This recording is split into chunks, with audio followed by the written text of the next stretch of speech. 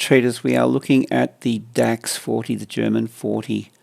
Have a look at this chart on the monthly time frame. This is overextended, reaching into highs that we haven't reached into previously, kind of swimming around here in no man's land. All right, so let's just go down the time frame. In fact, before we do, we'll just quickly mark up this high as a level of interest. We'll call that a monthly, and then we'll go down and I'll give you my take on this and a trade idea. So monthly, we'll go down to the weekly time frame. Yeah, look at this price action.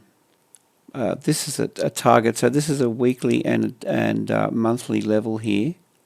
If this sells off, we've got these highs here that could be considered a potential target level as well. Let's just go down to the daily, pull that across as a point of interest. I think we'll go down to the 4H. This looks to me like a typical case of the fakey shakies, to be honest. We've got this range, relative equal highs running through here. Here's what I'm seeing on the chart. This range builds liquidity, and they draw short traders in with this move here. Okay, it's highly manipulated. When these guys short, we get a build-up of liquidity in a form of buy stops resting above here.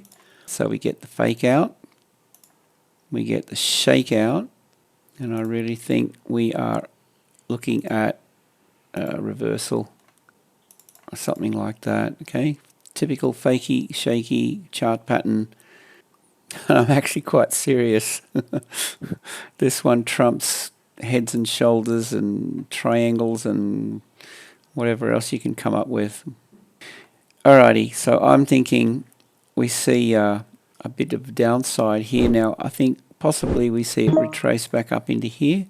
We're on the 4-hour time frame, so we've got this move, bit of a pullback.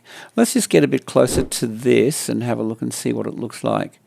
Because if we see an imbalance or anything like that, we could see it pull back to rebalance. So let's just have a look at it on the 1H. Okay, here we go.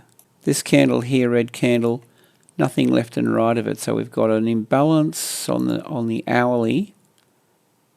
We've also got this thin candle here. You know, if you're looking for a discount, let's just grab fib.